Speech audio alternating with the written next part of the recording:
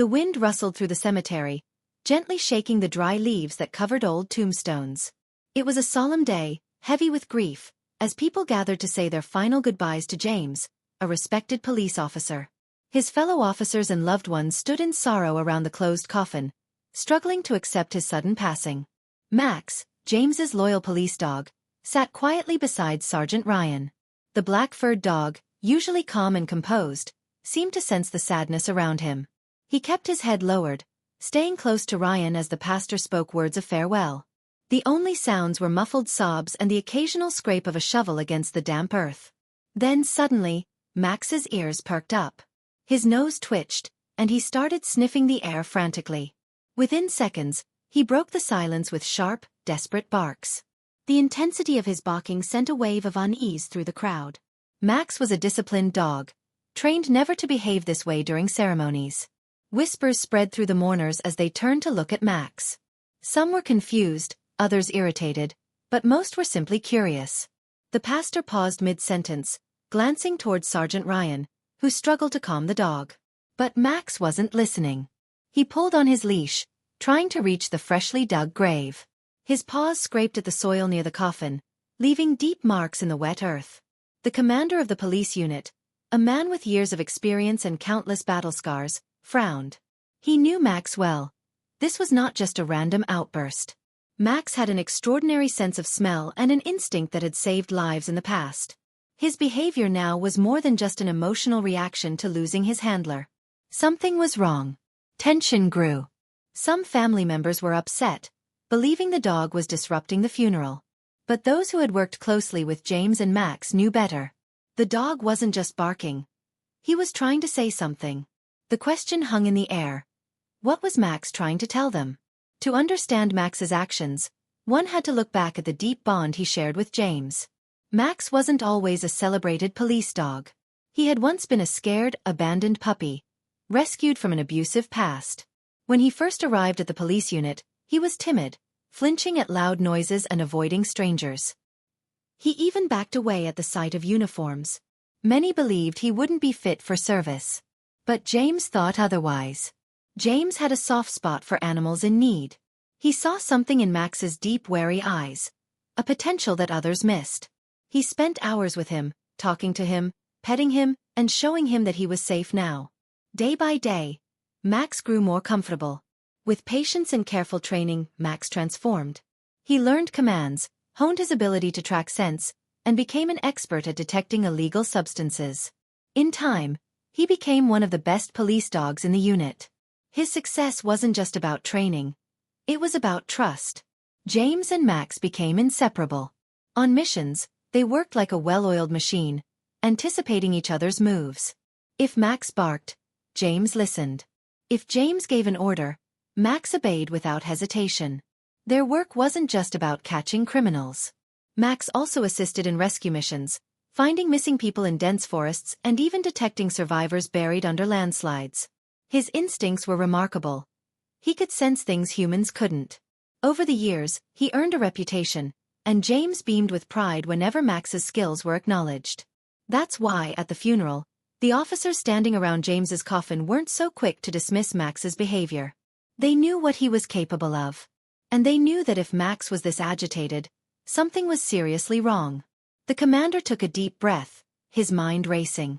Ignoring Max's warning would be foolish. Yet, opening a coffin during a funeral was a drastic step. He turned to Sergeant Ryan, who was still struggling to hold Max back.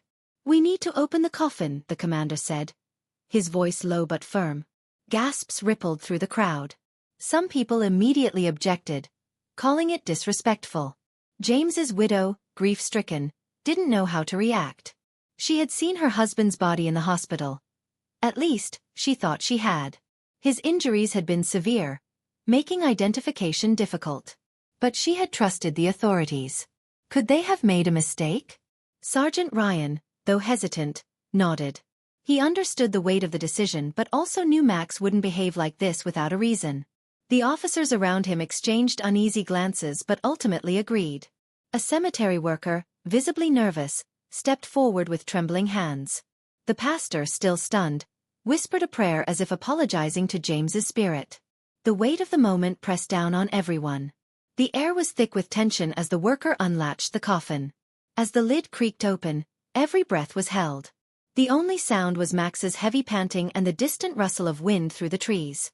Then, the unimaginable happened. Inside the coffin was not James. A collective gasp escaped the crowd. Some people stepped back, covering their mouths in shock. James's widow let out a strangled cry before collapsing. Officers rushed to her side, but their minds were racing with the same horrifying question. If this wasn't James, then where was he? The commander's face paled as he leaned against the cemetery railing for support. He turned to Sergeant Ryan, his voice shaking. How is this possible? Ryan had no answer. His mind reeled. He recognized the body. It was another officer, one who had supposedly died in the same mission as James. But why was he in James's coffin? How had this mix-up happened? Max, still on high alert, suddenly changed his focus. No longer looking at the coffin, he pulled fiercely toward a police car parked near the cemetery entrance. His barking grew frantic once more. Ryan's eyes followed the dog's gaze. Was Max trying to tell them something else? Without hesitation, he grabbed his phone and called the hospital where James had been treated. His voice was urgent as he demanded information. We were told Officer James was dead, Ryan said, struggling to stay calm. We now have reason to believe that may not be true. Can you check your records? The silence on the other end of the line was long and unnerving. Then finally, a hesitant voice replied. There is a patient named James. He arrived a few days ago in critical condition. He's alive, but in intensive care. Ryan felt his knees weaken. Relief and confusion flooded through him at once. James was alive. But if that was true, then how had they nearly buried him alive? Ryan had no time for answers. Only action. He turned to the commander. We need to go. Now. Max barked again, ready to lead the way. The race to save James had begun. Sergeant Ryan's hands gripped the steering wheel tightly as he drove toward the hospital. His mind was racing, replaying everything that had just happened at the funeral. James was alive. That single fact sent shockwaves through him. They had nearly buried a man who still had a pulse. In the back seat, Max whined anxiously, his dark eyes fixed on the road ahead. He could sense the urgency. He had always been able to read human emotions, especially Ryan's. Max had done his part. He had stopped the burial. Now, it was up to the officers to uncover the truth. Ryan picked up his radio and called the commander. Sir, James is alive. He's in critical condition at the hospital. There was silence on the other end, then a heavy sigh. Understood. We'll need to sort out what happened and how this mistake was made. But first, we make sure James is safe. I'll have officers secure the hospital immediately. Ryan nodded, even though the commander couldn't see him.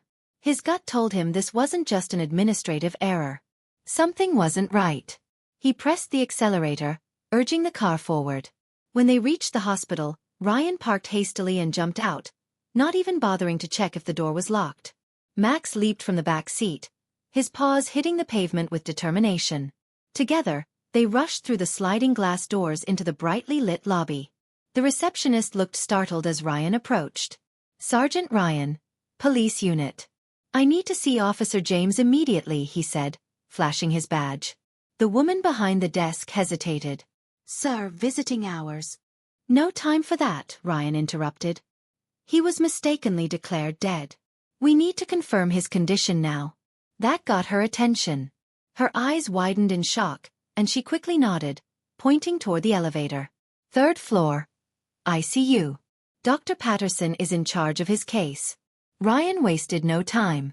He and Max hurried to the elevator, and as they rode up, Ryan's heart pounded. He had been prepared to lower James into the ground just hours ago. Now, he was about to see him alive. When the elevator doors opened, the scent of antiseptic and sterilized air filled Ryan's lungs. Nurses and doctors moved with purpose through the halls. A tall, weary-looking doctor in a white coat stood near the entrance, glancing at his clipboard. Dr. Patterson? Ryan asked, stepping forward. The doctor looked up. Yes, and you are? Sergeant Ryan. I was just at James's funeral, he said, his voice thick with disbelief. How is he? Dr. Patterson exhaled heavily. He's in bad shape. Multiple fractures, internal injuries, and a severe concussion. He's been unconscious since he was admitted. Ryan swallowed. He had expected James to be weak, but hearing it out loud made it feel more real. What happened? How did this mix-up occur? The doctor shook his head. There was confusion at the hospital. When he was brought in, he had no clear identification. Another officer, who looked similar, was also admitted. Due to the severity of the injuries, their files were mistakenly switched. By the time we realized something was wrong, the funeral arrangements had already been made. Ryan ran a hand through his hair. It was a terrible preventable mistake, but now wasn't the time to assign blame. Right now, James needed them. Max whined softly, pulling on his leash. He knew James was close. Dr. Patterson noticed the dog and raised an eyebrow. Is he trained to be here? He's James's partner, Ryan explained. If anyone can reach him, it's Mac. The doctor hesitated, then sighed. All right. But only for a few minutes.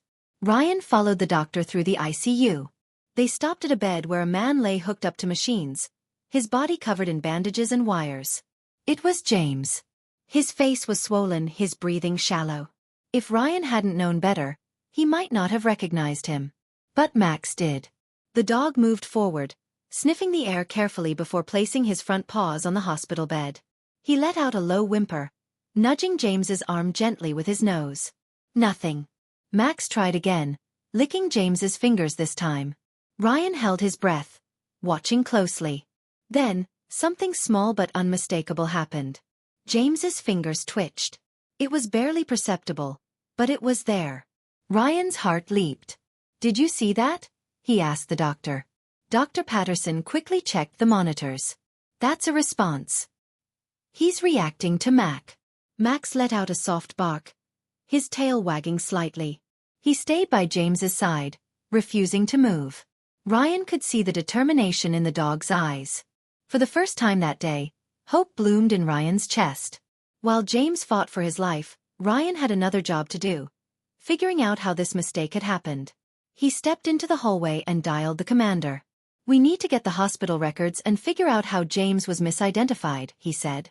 And we need to track down the officer who was actually buried today. The commander's voice was grim. Agreed. I've already got a team reviewing the case. There are too many unanswered questions. We need to get to the bottom of this. Ryan nodded. I'll stay here and watch over James. Max won't leave his side. Keep me updated, the commander said before ending the call. Ryan exhaled and leaned against the wall. It had been a long day, and it was far from over. But as he looked back through the ICU window and saw Max curled up beside James's hospital bed, he knew one thing for certain. James had a fighting chance. And Max wasn't going to let him go through it alone. The hospital room was dimly lit, the only sounds coming from the steady beeping of medical monitors and the occasional rustling of nurses moving through the hallway. James remained unconscious, his body struggling to recover. But Max refused to leave his side. The dog lay curled up on the floor next to the hospital bed, his head resting near James's arm, his sharp eyes never leaving his partner. Sergeant Ryan stood near the window, his arms crossed as he processed everything that had happened. James had been declared dead. His funeral had been arranged, and a completely different officer had been buried in his place. It wasn't just a mistake. It was a mystery that needed solving. His phone vibrated in his pocket, snapping him from his thoughts. He pulled it out and answered. Ryan here. The commander's voice was firm on the other end. We've reviewed the hospital's records. The officer who was mistakenly buried was one of the men from James's last mission. His name was Officer Derek Cole. Both he and James were admitted on the same night, both in critical condition. The hospital's administration mixed up their identities. Ryan frowned. How could that even happen? Didn't they check their badges, DNA, anything? That's where it gets murky, the commander admitted. James's injuries were severe. His face was almost unrecognizable. They based the identification on the few belongings found with him, which somehow got mixed up with Derek's. DNA verification was supposed to follow, but before that could happen, the funeral arrangements had already been set in motion. Ryan let out a slow breath. So what you're telling me is, we buried the wrong man? Yes. And now we need to find out how that happened and, more importantly, Who allowed it to happen? Ryan felt a surge of determination. Someone had to be held accountable for this. Mistakes happened, but this wasn't just an error. This was negligence at best, and at worst, something much darker. He turned toward the doctor who was checking James's vitals. "Dr. Patterson, do you know who was on duty the night James was admitted?" Dr. Patterson nodded, flipping through the charts. Yes, the attending physician was Dr. Evans. He oversaw both James and Officer Cole's cases. "He's off duty now, but I can give you his contact information." "Please do," Ryan said. He wrote down the number and stepped out into the hallway. He dialed immediately. After 3 rings, a tired voice answered. "Hello, Dr. Evans? This is Sergeant Ryan from the police department. I need to speak with you regarding Officer James's admission." There was a pause. "I was expecting this call. I assume this is about the mix-up." "That's right," Ryan confirmed. "We need to know exactly what happened that night." Dr. Evans hesitated before answering. "It was chaos. We had multiple officers coming in after the mission, all in critical condition. Some weren't even expected to make it. James and Derek Cole were both unconscious, both severely injured. There was a rush to stabilize them, and somewhere in the process, the identification tags were mixed up. By the time I realized something was wrong, Derek had already been pronounced dead and his body was sent to the morgue under James's name." Ryan clenched his jaw. "And no one double-checked before approving a funeral?" "There was supposed to be an autopsy for confirmation," Evans admitted, his voice tight. "But for some reason it was waived. Someone higher up approved an expedited process, skipping verification. That's where you should start looking." Ryan's gut twisted. Someone had deliberately bypassed protocol. But why? He thanked Dr. Evans and ended the call. Then he quickly dialed the commander again. "We've got a problem," he said. "The hospital wasn't entirely at fault. Someone waived the autopsy and fast-tracked James's funeral. We need to find out who." The commander cussed under his breath. "That means we might be dealing with something intentional. I'll have internal affairs look into it. In the meantime, stay with James. If someone wanted him buried, they might not be too happy that he's still alive." Ryan felt his blood run cold. "Understood. I'll keep my guard up." Ryan returned to James's hospital room, feeling the weight of the situation pressing down on him. Max's ears perked up as soon as he stepped inside, sensing the tension. "We might have a bigger problem than we thought, buddy," Ryan muttered, scratching Max's head. The dog responded with a low growl, as if he, too, could feel something was wrong. As the night went on, Ryan stayed alert. He couldn't shake the feeling that James was still in danger. If someone had wanted him buried, they might come back to finish the job. It was nearly midnight when a movement in the hallway caught Ryan's eye. A figure in a dark hoodie was lingering near the ICU doors, trying to appear casual. But something about him didn't sit right. Ryan stood up slowly, his hand resting near his holster. He watched as the figure checked his phone, then took a step toward James's room. Max growled. The figure hesitated, then turned and walked quickly in the opposite direction. Ryan's instincts screamed at him. Whoever that was, they weren't just passing through. He stepped into the hallway, just in time to see the figure push open the emergency stairwell door and disappear inside. Ryan didn't think, he acted. He bolted forward, gun drawn, and burst into the stairwell. He could hear the rapid footsteps echoing down the stairs. Whoever it was, they were running. "Stop! Police!" Ryan shouted, his voice bouncing off the concrete walls. The figure didn't stop. Ryan leaped down the stairs, closing the distance fast. He reached for his radio. "Suspect fleeing down the west stairwell. I need backup at the hospital now." He rounded a corner just in time to see the suspect shove through the exit door, disappearing into the night. By the time Ryan made it outside, the man was gone. He cursed under his breath, scanning the dimly lit parking lot. Whoever that was, they had come for James. And they would likely try again. Ryan rushed back inside, locking James's door behind him. He turned to Max. "We're not leaving him alone for a second." Max's ears stood tall. His body was tense, ready. Ryan sat back down, watching James breathe steadily. He had survived so much already. But now the fight wasn't just about survival. It was about finding out who had tried to silence him. And why. One thing was clear. Until they got to the truth, James wasn't safe. And neither were they. The hospital room was quiet except for the rhythmic beeping of the monitors attached to James. The dim glow of the streetlights outside cast soft shadows on the walls. Ryan sat in the chair beside the bed, his gun resting on his lap, eyes scanning every movement in the room. Max lay at his feet, still alert, ears twitching at every small noise from the hallway. The failed attempt to reach James had only confirmed Ryan's worst fears. This wasn't just a bureaucratic mistake. Someone had wanted James buried, and now that he was still alive, they were willing to finish the job. Ryan's phone buzzed, breaking the tense silence. He answered it immediately. "Ryan here. It's the commander," came the firm voice on the other end. "We have new information.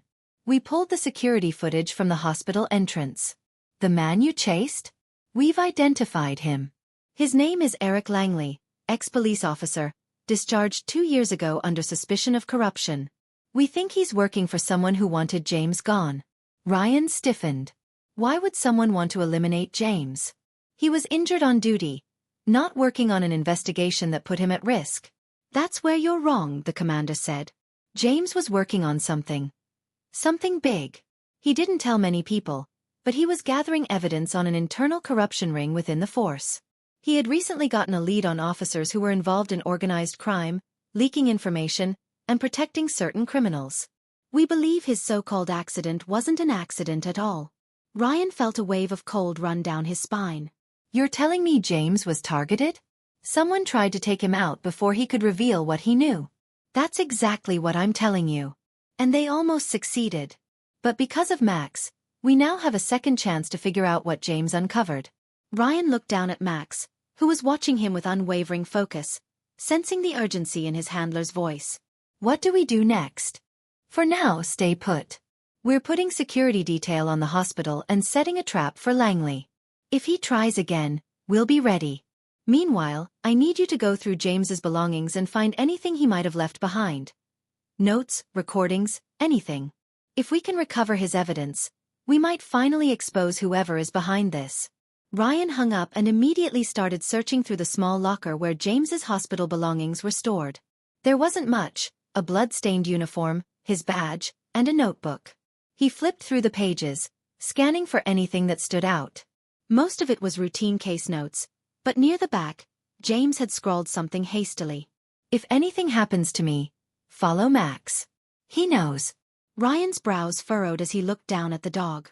"Max knows." The dog tilted his head as if waiting for a command. Ryan stood up and grabbed James's uniform. He held it out for Max to sniff. The dog's nose twitched, and then he let out a low, insistent bark before heading for the door. Ryan's heart pounded. "All right, boy. Show me what James wanted us to find." Max led him out of the hospital room, down the hallway, past the nurse's station, and out the back exit. Ryan followed close behind, his hand hovering over his holster in case of trouble. The dog moved with purpose, sniffing the ground, leading them toward the parking lot. Then he stopped suddenly, staring at a dark SUV parked near the emergency entrance. Ryan pulled out his gun and moved cautiously toward the vehicle. Max growled softly, ears pinned back. Ryan peered inside the SUV and spotted a duffel bag on the passenger seat. The window was cracked open just enough for him to reach inside and unlock the door. He pulled out the bag and unzipped it. Inside, he found stacks of documents, a burner phone, and a USB drive. He quickly flipped through the papers: bank statements, names, lists of transactions. It was evidence, solid evidence, of police officers involved in organized crime. James had gathered proof. And someone had tried to silence him before he could turn it in. Just as Ryan was processing the information, a noise behind him made him spin around. Langley stood there, a gun pointed directly at him. "You should have stayed out of this, Sergeant," Langley said, his voice cold. "Put the bag down." Ryan tightened his grip on his own gun but kept it lowered. "This is the evidence James was collecting, isn't it? You tried to kill him to keep this quiet." Langley smirked. "James got too close. He should have known better. And now you're in the same position. If you hand over that bag and walk away, I might let you live." Max growled, his body tense and ready to attack. Ryan shook his head. "That's not going to happen. James didn't die because of you, and I won't let you get away with this." Langley's expression darkened. Then you leave me no choice. Before he could fire, Max lunged. The dog moved faster than Langley expected, sinking his teeth into the man's wrist, forcing him to drop the gun. Ryan took his chance, tackling Langley to the ground and pinning him down. Within seconds, backup arrived, officers swarming the parking lot and placing Langley under arrest. Hours later, Ryan sat by James's bedside again. This time, the weight of uncertainty had lifted. Langley was in custody. The evidence had been secured. The corruption ring within the department was about to be exposed. James had been right to trust Max. His loyal companion had led them straight to the truth. A faint movement caught Ryan's eye. James's fingers twitched. Then his eyes fluttered open. He blinked groggily, struggling to focus. When his gaze finally settled on Ryan, his lips parted in a whisper. Max. Ryan smiled and pointed toward the foot of the bed. Right here, partner. He never left you. Max stood up, wagging his tail as he placed his paws gently on the bed. James weakly lifted his hand and rested it on the dog's head. A tear slid down his cheek. You saved me again, boy, James murmured. Ryan exhaled, relief washing over him. Yeah, he did. And he helped us take down the people responsible for all of this. You did good, James. James managed a weak smile. I knew he'd lead you there. Ryan nodded. He did. And now, we make sure justice is served. Max let out a soft bark as if he understood every word. He had done his job, just as James had trained him to. And now, with his best friend awake and the truth uncovered, the bond between them had never been stronger. James had survived. The truth had come out. And thanks to Max, justice had been restored.